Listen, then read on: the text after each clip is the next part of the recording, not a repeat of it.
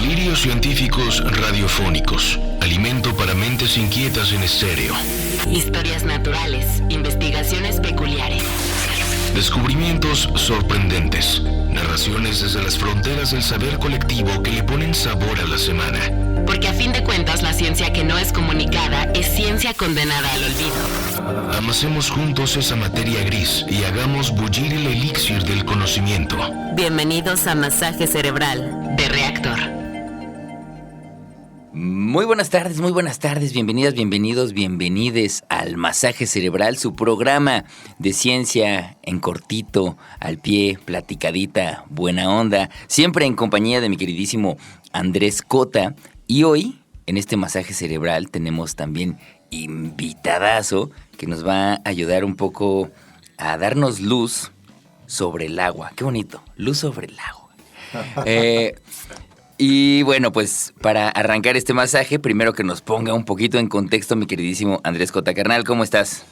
Pues un gusto, como siempre, estar aquí y más gusto que nos estén escuchando cada vez más de ustedes. Gracias por correr la voz. Siempre nos sirve. Recuerden que aquí los que participan nos ayudan mucho compartiéndolo también. Y pues nada, como embajador de la Sociedad de Científicos Anónimos, me da mucho gusto pues recoger este tema de temas, que bien dice Claudio, dar luz sobre el agua, y me suena muy bonita esa figura, y creo que es lo único bonito que vamos a decir en todo este programa. No, llegaremos a algo bonito, espero yo, que es la esperanza, pero realmente es una historia oscura, ¿no? Esto de los delirios acuáticos de la megalópolis azteca, de su Ciudad de México, y Valle de México, vamos a decir, porque luego se nos olvida que la Ciudad de México es parte de un valle de altura, ¿no? Es esta gran cuenca de la Náhuac en la que habitamos, y que es un delirio, no está de menos decir delirio, porque es una historia absurda, surrealista, desaforada, delirante, diría yo, pavorosa, ¿no? Que es casi inentendible, porque vivimos en una cuenca en la que solía haber 5 grandes lagos, en la que fluían 40 y tantos ríos, ¿no? Entre 43 y 46, en la que había vastos humedales. Ni qué decir de la cantidad de lluvia que cae aquí, ¿no? Uh-huh. Como pueden dar fe todos ustedes que estén escuchando esto en el programa, en vivo. En la temporada, pues tenemos lluvias torrenciales, y en la que, sin embargo, tenemos una realidad en que hay carestía de agua, ¿no? En que mucha gente no tiene líquido, a la vez de que muchas zonas se inundan. Entonces, por donde la vean, es una historia realmente delirante, ¿no? Cada vez, para satisfacer la necesidad de estos 22 millones de personas y contando que habitamos el Valle de México, pues se tiene que traer agua de más y más y más lejos, o sustraer, pues, ¿no? de los mantos, conforme estamos tirando y sacando agua de la cuenca, a razón de 2 piscinas olímpicas por minuto, de manera ininterrumpida, es lo que el gran desagüe está sacando de la cuenca, porque es una cuenca endorreica. Quédense ese nombre, estos nombres que nos gustan en el masaje cerebral. Ajá. Endorreica. ¿Qué significa eso? Que era una cuenca cerrada. Naturalmente se cerró con la formación, ¿no? de todas estas cordilleras que rodean a la Ciudad de México, bueno, al Valle de México más bien, que encapsulan este valle. Pues es una cuenca, o fue una cuenca por mucho tiempo, sin salida, como taponeada, vaya. Y luego, pues los humanos que se asentaron aquí, empezaron a ir contra natura y la abrieron para sacar ese exceso de agua, que les parecía exceso de agua. Y hoy en día, pues se sigue sacando eso, 2 piscinas olímpicas por minuto, de manera ininterrumpida, todo el tiempo. ¿Con fosa de clavados o sin fosa de clavados? Con fosa de clavados, en temporada de lluvias, con una piscina más. En temporada de lluvias son 3. Imagínate eso, es muy difícil imaginarlo, pero bueno, es una locura, ¿no? Muchísimo. Y bueno, como bien decías, pues para guiarnos en este delirio acuático del Valle de México, pues contamos con alguien que sabe chapotear y salir airoso, ¿no? De estos pantanales y de este lodazal, que es el buen Navani Vera, de Isla Urbana. Entonces, si quieres, haznos los honores, Claudio. Sí, les presento a Navani Vera. Navani Vera es antropólogo social por la ENA, Escuela Nacional de Antropología e Historia, donde se enfocó en la aplicación de la antropología en medios de comunicación. Durante 8 años participó y coordinó la campaña de educación para adultos en comunidades rurales Alfabetiza. Es socio fundador de la Asociación Civil Acciones para el Desarrollo Comunitario, ADECO-AC. Ha trabajado como consultor para el Programa de las Naciones Unidas para el Desarrollo, el Centro de Investigaciones y Estudios Superiores de Antropología Social y la Comisión de Derechos Indígenas, así como para Alternativas y Capacidades AC. De 2015 a la fecha es parte del proyecto Isla Urbana, donde es director de comunicación y hoy está aquí con nosotros en el Masaje Cerebral. Navani, ¿cómo te va? Muy bien, muy contento de estar aquí con ustedes, un par de personajazos. Chapoteando de lo lindo. Oye, Navani, bueno, eso. A veces siempre que estamos leyendo una semblanza pienso, es muy raro, pero bueno, espero que ustedes allá afuera cuéntenos qué opinan, ¿no? ¿Quieren que leamos las semblanzas de los invitados o no? Para que sepan quiénes están hablando, cómo les gustaría más. Acuérdense que queremos crear una comunidad un poco más participativa, así que recuerden, @cotaireart, @claudífonos, #masaje cerebral, y con gusto les atendemos. Entonces, Navani Vera, cuéntanos un poco. Creo que podemos ir, ¿no? O sea, dentro de que es una cuenca endorreica y dentro de que tenemos esta cantidad de agua, evidentemente hay agua en subsuelos, hay mantos, hay agua local, ¿no? Sí, yo creo que para entender lo que nos pasa en la actualidad hay que entender de dónde venimos. La historia a veces nos cuesta trabajo. Si a veces nos cuesta trabajo como la historia social de la que provenimos de los últimos 100, 200, 300, ya te vas a los 500 años y dices, qué locura. Sí. Pero cuando hablamos del agua en este espacio que habitamos, que ahora le llamamos Ciudad de México, hay que irse a cientos de miles, incluso tal vez millones de años atrás, ¿no? Como ya decían, creo yo que es una historia realmente muy larga que a veces no logramos comprender. Nosotros habitamos, y solo para contextualizar a la gente, habitamos en un lugar, en un espacio que le llamamos, como ya mencionabas, cuenca endorreica, que suena medio raro, pero hay que pensarla, y haciendo la correlación de las palabras, como una basinica. Una cuenca endorreica es como una basinica que básicamente está cerrada. Ajá. Es decir, lo que entra no tiene por dónde salir. Esto se logró formar a través de cientos de miles de años, donde movimiento de placas tectónicas y demás, la creación además de la Sierra del Chichinautzin, que es esta cordillera volcánica que se forma, digamos, es como de lo último que se forma, y hace que entonces, a diferencia de como en otras partes del planeta y del mismo país, el agua que corría a través, que bajaba de las montañas y que en algún momento su cauce llegaba al mar, en el valle, en lo que ahora es el Valle de México, cuando se cierra, se vuelve esta basinica gigante donde el agua ya no puede salir y se queda atrapada. Entonces, ¿qué es lo que pasa? Se empieza a infiltrar una muy buena parte, que es con lo que se forma lo que actualmente es... se me fue el nombre de el manto acuífero. Los mantos acuíferos forman el acuífero del Valle de México, claro. Perdón. Y que en la superficie es donde quedan estos 5 o 6 lagos que dicen que cuando llovía mucho se formaba uno solo, wow. Donde en algún momento llegaron unos locos. Y unos extraviados. Está chido. Y dijeron, ¿dónde se les ocurre que será buena idea vivir? Pues, ¿por qué no en medio de eso? De ese inmenso cuerpo de agua. Y todos se voltaron a ver diciendo, pues, si el jefazo lo dice, pues lo hacemos, ¿no? Entonces, nosotros llegamos como... humanos a habitar este espacio que es muy bondadoso, ¿no? El clima, la cantidad de agua, la cantidad de flora, fauna que se tenía aquí es increíble, pero hablando en términos de agua es muy interesante cómo lo que la naturaleza y las coincidencias y los movimientos formaron durante cientos de miles de años, nosotros como humanos lo transformamos En nada. En cuestión de 500 años cambiamos completamente la lógica, cambiamos los sentidos incluso de la gravedad, de la fuerza de la gravedad, y creo que eso va a ser muy interesante como poderlo revisar poco a poco y cómo eso nos impacta en la actualidad de manera directa. Sí, es nadar a contracorriente, literalmente hablando, ¿no? Total. Sí. Que creo que se pueden llevar esta metáfora que estamos haciendo aquí, ¿no? Esta conjetura a la historia que quieran del problema, de la gran crisis ambiental que vivimos en la actualidad, porque básicamente eso es lo que hacemos en cada lugar, como con distintas condiciones, ¿no? Aquí es contra el agua.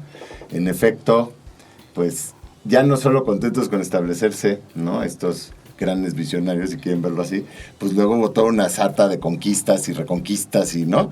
Y aquí estamos, y en efecto en unos siglos estamos batallando contra millones de años de historia. Vamos y volvemos, ¿les parece? Estamos aquí en el masaje cerebral.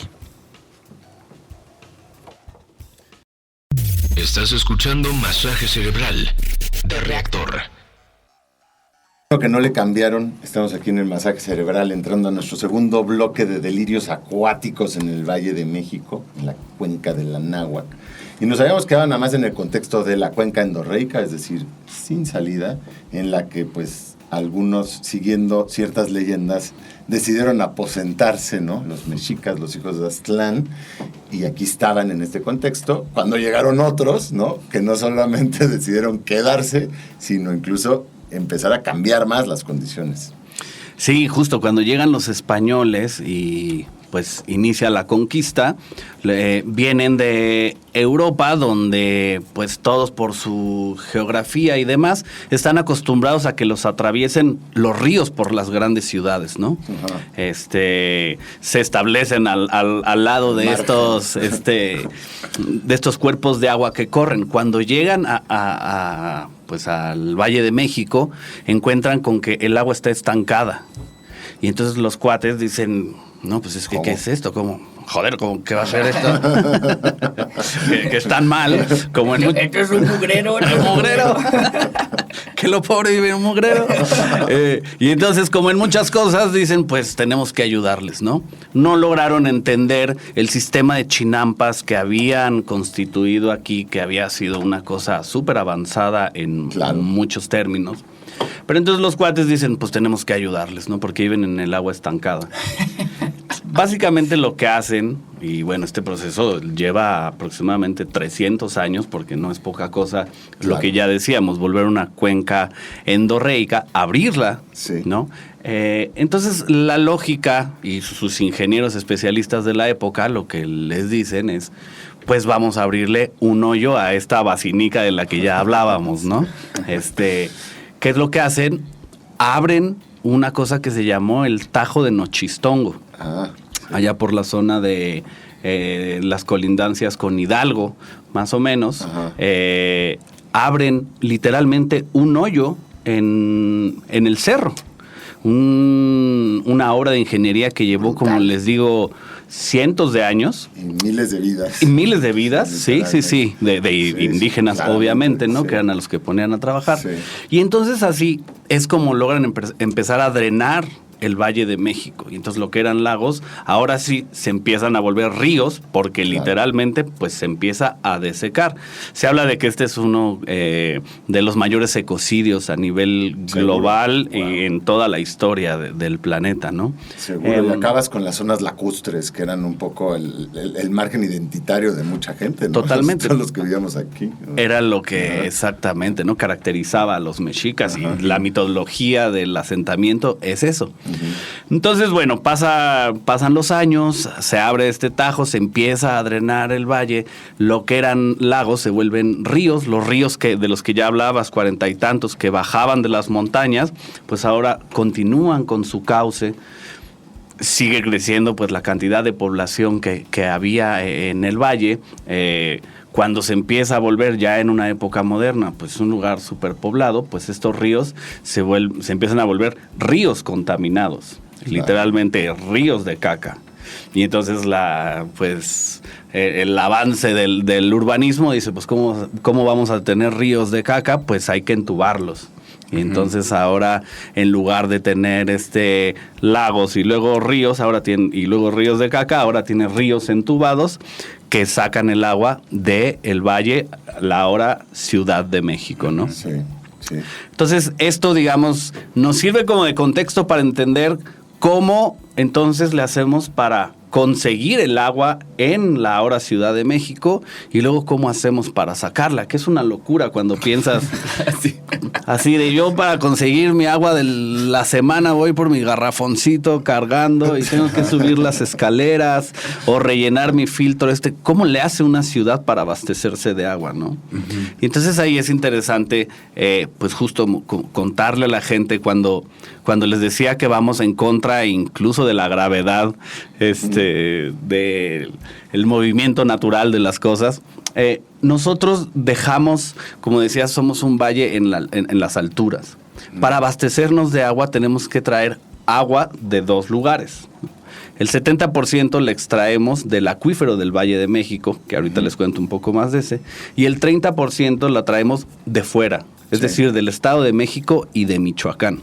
Entonces, para lograr traer esa agua tenemos que bombearla cuesta arriba. Se habla de que son aproximadamente 300 kilómetros lineales y 1 kilómetro en vertical, ¿no? Pues eso, sí.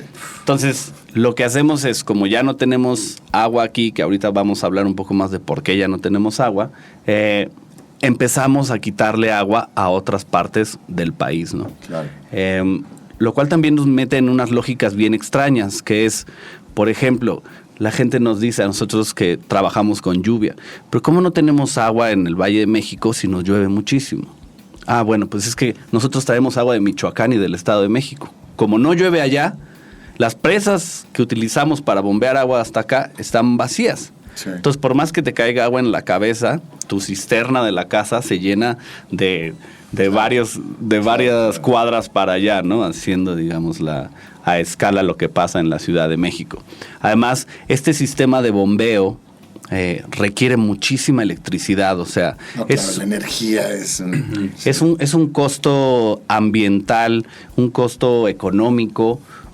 Es una locura. Cuando vas a la planta de bombeo de Los Berros, que es parte del sistema Lerma Cutzamala, tú entras a un salón, una sala gigantesca donde hay 6 bombas que están bombeando el último tramo del agua potable al Valle de México. Digamos que así como cuando se prende la bomba en tu casa, 6 así del tamaño de una casa mediana. Es una locura entender cómo funciona. O sea, porque al mismo tiempo que es complejo, es muy simple. Así como se abastece tu casa, se abastece una ciudad gigante. Y eso hay que entenderlo, ¿no? Por el otro lado, tenemos el otro 70% que nos abastecemos a partir de, pensémosla, como una cisterna gigante que tenemos en toda la ciudad, que es el bosque de agua. El acuífero. Ajá. El acuífero es una cisterna gigante que tenemos, esta basílica de la que hablábamos, que durante cientos de miles de años se estuvo llenando. De ahí estamos extrayendo y sobreexplotando, además nos la estamos acabando, ¿no? Ahí lo que hacemos es básicamente meter tubos gigantes hasta el fondo y cada vez más profundo, popotes gigantes para chupar el agua. Pero quizás lo más dramático de esto es que esta cisterna de la que extraemos el agua solamente tiene un espacio por donde entrar. O sea, para echarle agua a la cisterna, a la tapa, digamos, la estamos tapando poco a poco, que son las zonas boscosas. Claro, la esponja que chupa. La esponja donde ingresa el agua a esta cisterna gigante es sobre todo la Sierra del Chichinautzin, que va desde Tepoztlán, el Ajusco, toda esta zona, Xochimilco, Milpa Alta y demás. Entonces, cada que nosotros vamos y construimos ahí una calle, una plaza, una casa, son aproximadamente, haciendo el cálculo, cada metro cuadrado son 1,100 litros de agua que no ingresan a esta cisterna gigante, de la que después nosotros extraemos el agua para abastecernos y bañarnos, cocinar, de la que dependemos totalmente. Entonces, volviendo un poco al origen de lo que da el motivo a este programa, es como una relación esquizofrénica la que tenemos con el agua en este valle. La presión inmobiliaria, sí, o sea, es la clásica, pues, tropezarte con tus propios pasos, ¿no? Es como... Sí, es como anteponer lo que no es más importante, pero en el caso del agua, creo yo que si te equivocas y te pasas de la raya, no hay vuelta atrás, ¿no? Eventualmente te extingues, ¿no? O sea, esa es la condición que ya les decíamos, pues no es de gratis el nombre de este programa, el título, ¿no? Es un desdelirante. Completamente. Absurda, no tiene sentido. Terrible y pavorosa. O sea, ¿no? yo lo escucho y neta, ahorita pensando en que ahí vienen los extraterrestres, porque ya vieron que sí ahí vienen, ¿no? Ahora sí, Ya ni lo no es un decir. Sí, es una locura. O sea, sí llegarían y... ¿Pero qué están haciendo? ¿Qué hacen, idiotas? Es que volver en otros 2 millones de años. Estos son los seres inteligentes de este planeta, pero ¿por qué diablos?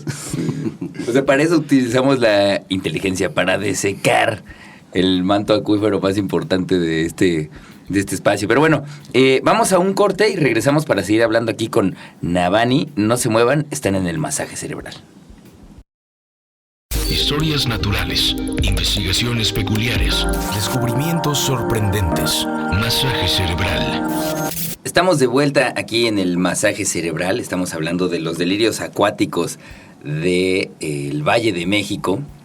Está con nosotros Navani, nos está poniendo pues un poco en sintonía para entender cómo es que lo hemos hecho mal por centurias.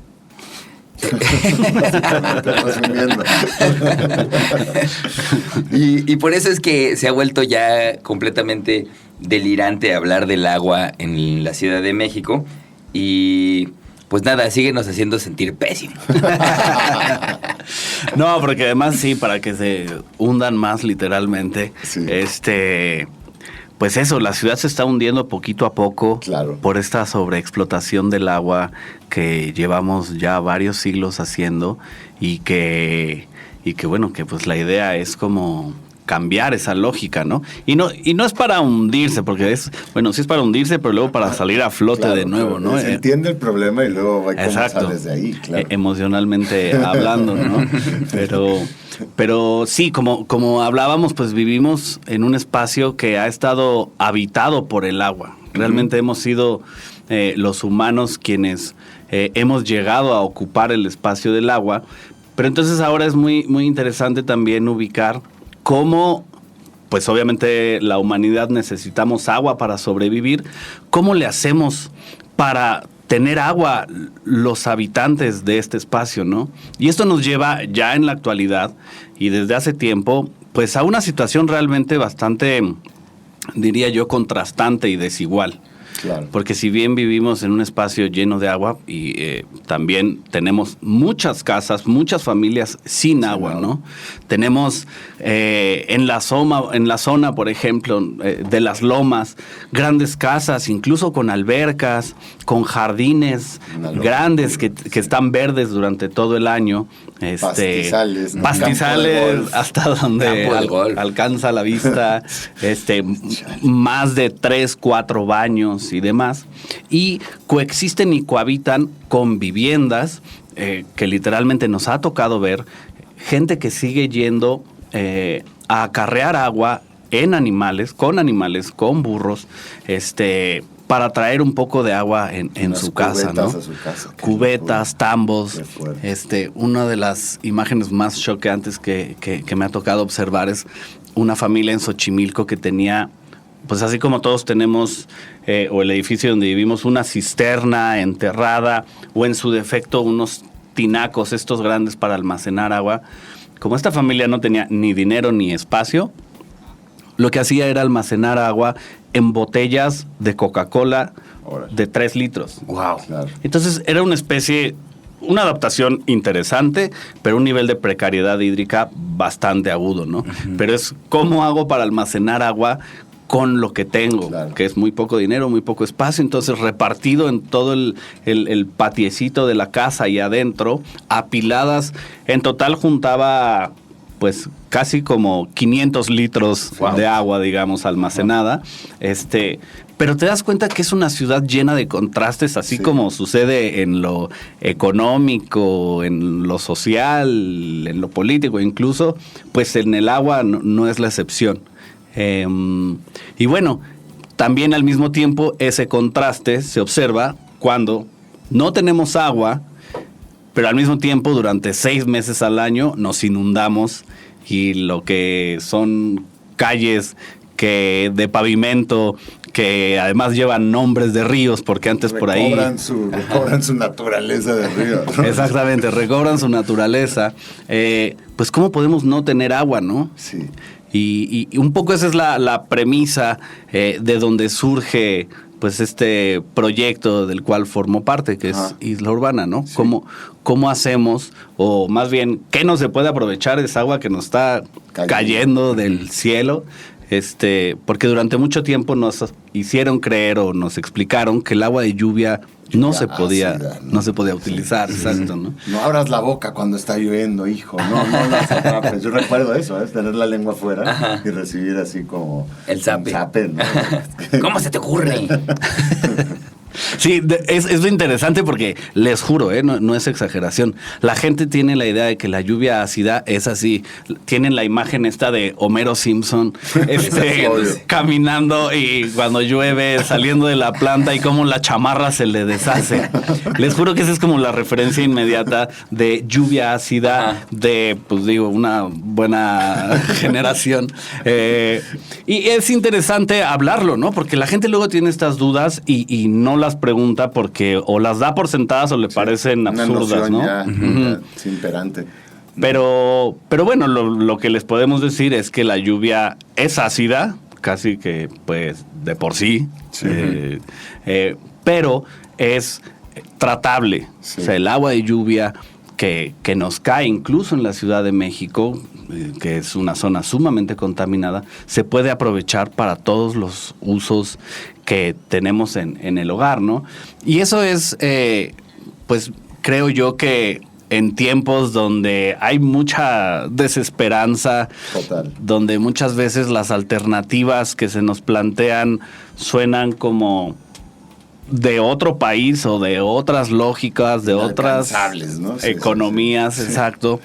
Pues la lluvia en realidad en el Valle de México resulta una cosa que nos da la alternativa, la captación de lluvia en particular, una herramienta para poder abastecernos de agua de una manera alternativa, descentralizada, que nos brinda autonomía Claro. a la población. A nivel vivienda, por supuesto, como ya lo estoy mencionando, pero también hay que cuidar, ahora sí que la lluvia es sagrada, ¿no? Entonces, Totalmente, sí. la lluvia hay que cuidarla, por eso tan importante conservar estas zonas boscosas de las que hablábamos, porque si no puedes captar agua de lluvia tú, pues la tienes que captar la cisterna gigante que tenemos, y eso solo se logra cuidando las zonas boscosas Sí existen, que tenemos, ¿no? Sí. Sí, oye, y bueno, dentro de esta captación, digamos que es tratable, yo me quedé con una pregunta desde hace rato que creo que tendrán allá afuera y que me parece, a veces es sorpresiva, porque así como dices, hay otros lugares, otras realidades en que tú abres el grifo y te puedes beber el agua, ¿no? Y a lo mejor la lluvia la podrías captar directo sin tratar y bebértela, no lo sé.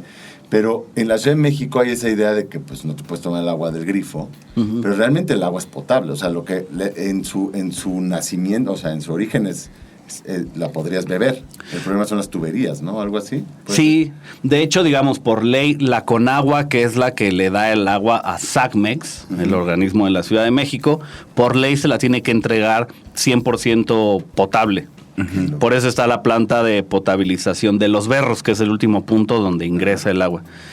Ahora, donde se va a contaminar mucho es como dices, en su trayecto En a los tu ramales casa. que lo llevan a tu sí, casa. y mucho real en las cisternas de cada casa. Claro, que las lavan cada que se acuerdan. O nunca. Existe una noción bien extraña entre la gente, incluyéndonos, creo, de que los filtros son como mágicos, ¿no? Como tú ponle un filtro y ya estuvo. Es como, no, los filtros se tienen que limpiar, así como limpias sí, claro. el bote de basura. Sí, así como lavas las cortinas para que no entre tierra, ¿no? Exactamente. Pero en teoría y en muchas partes de la ciudad, el agua sí es bebible. Ahora, te vas a ver un poco a cloro. No, claro, tiene sus... Pero sí es potable. Ahora, la lluvia en la Ciudad de México, así como cae, no te la puedes beber. Okay. Porque la lluvia cuando... Arrastra cosas, ¿no? Arrastra. Sí, es muy interesante ver el proceso, porque cuando sale el agua de la nube, literalmente es una de las aguas más limpias del planeta. Ajá, o sea, agua claro. prácticamente estéril. Sí. Donde se va contaminando es en el aire. Obviamente, si estás en una zona rural, va a ser menos la contaminación. En una zona urbana es mayor. Y luego la superficie donde cae. Si tu techo es habitado por tlacuaches, gatos, tepocatas y demás y el ocasional animales, tepo 8, ¿no? Exacto. Entonces esa agua pues la vas a tener que tratar más para poderla aprovechar. Pero, digamos, lo que nosotros hemos encontrado a lo largo de estos 13 años es que el agua se puede potabilizar incluso para beberse, siempre y cuando la gente le dé un tratamiento adecuado a su agua, que es justo lo que hacen los filtros, el sistema que instalamos. Sí, que finalmente pues es lo que hacemos con nuestra agua de consumo regular. Digo, salvo que sean de los que la compran en garrafón. Pero bueno, vamos y venimos. Quédense para el ocaso de este delirio acuático. Ciencia que no es comunicada es ciencia condenada al olvido. Esto es Masaje Cerebral. Qué bueno que nos están escuchando desde hace rato y si no nos tendrán que buscar en su plataforma de audio de confianza. Este es el último bloque de los delirios acuáticos de la megalópolis azteca. Y pues esta historia absurda que hemos hecho nosotros, ¿no? En nuestra interacción con el agua de esta cuenca, porque realmente la historia de la cuenca no es absurda, pero... Y nos estamos quedando ya con como decía Claudio al principio, esta luz sobre el agua, ¿no? Este pequeño atisbo de posibilidad de cambio que es captar el agua de lluvia, ¿no? Entre otras pequeñas esperanzas que hay. Y Navani nada más nos estaba diciendo un poco cómo, pues, si se la tratas, pues se puede hasta consumir. Y si no, usar para todo lo demás que se emplea en una vivienda, ¿no? Porque no sé bien cómo se distribuyen el uso del agua en una vivienda, pero bueno, me imagino que una parte importante es lo que te bañas y la lavada de ropa. No sé qué es lo que más gaste agua, pero podrías lavar ropa con agua de lluvia enteramente sin tener que tratarla, ¿no? O sea, no sé. Depende de qué tan limpio tengas tu techo, pero sí. Sí. Pero sí, justo es interesante ver cómo somos víctimas de nuestras propias acciones, y malas decisiones, ¿no? Como sociedad.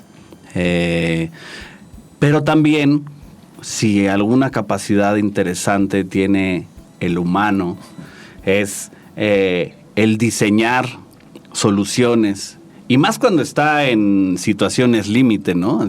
Si ves así a la humanidad cuando está en guerra, se pone a desarrollar medicina, ciencia, tecnología. Y creo yo que estamos llegando a en ciertos aspectos a eso, ¿no?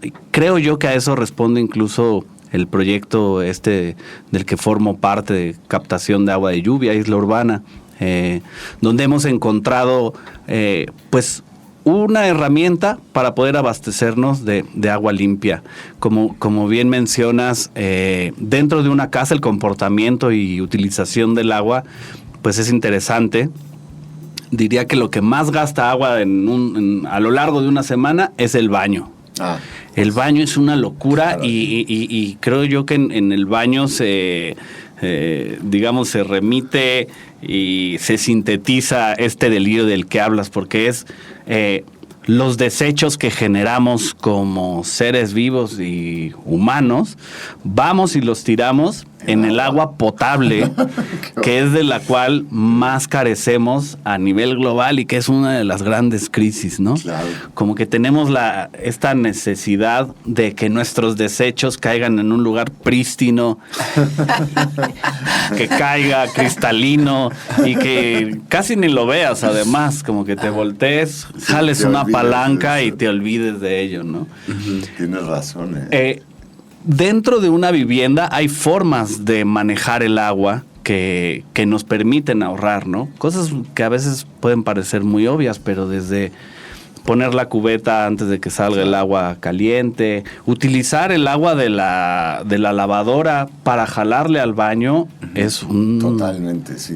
un ejercicio muy interesante. En algún momento ahí en este proyecto hicimos precisamente convocar a la gente para vive durante un día con 20 litros al día, ¿no? Ajá. Lo cual se convierte en una cubeta al día.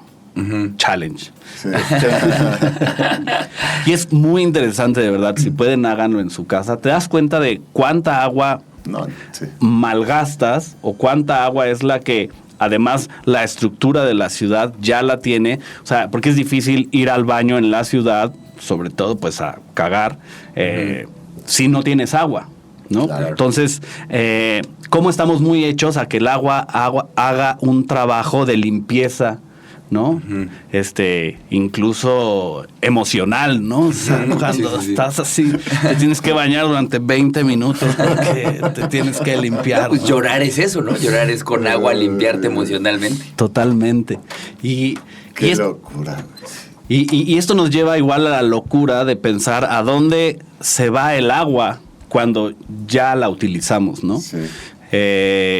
Ya hablamos de dónde viene el agua para cubrir todas nuestras necesidades, pero una vez que ya la utilizaste, ¿a dónde se va? Y esa es una pregunta que siempre nos gusta hacernos y hacerle a la gente. ¿A dónde se va tu caca cuando le jalas, no? Claro, y es el típico ejercicio que pues a lo mejor haces con mi hija a veces, ¿no? Porque hay esta idea, como dices tú, y creo que muchos ciudadanos la tienen, no solo los niños o niñas, que es, claro, en el momento que lo jalas, ya desaparece de tu concesión. Pero si vives en un quinto piso, ¿no? Eso se va a un desagüe que comunica con los otros desagües de los otros departamentos, que se va a un solo desagüe del edificio, que entra a un ramal, que es un desagüe del barrio, a lo mejor de la colonia, que termina vertiendo pues en algún momento pues a los ríos entubados, que van al gran desagüe, que en algún momento cae a un río, que, o sea, todo lo que tú le jales a un baño en cualquier ciudad eventualmente llega al mar, ¿no? Porque vaya contaminando de cuerpo de agua dulce en cuerpo de agua dulce en cuerpo de agua dulce, hasta que pues es un haz de contaminación bestial y llega al mar.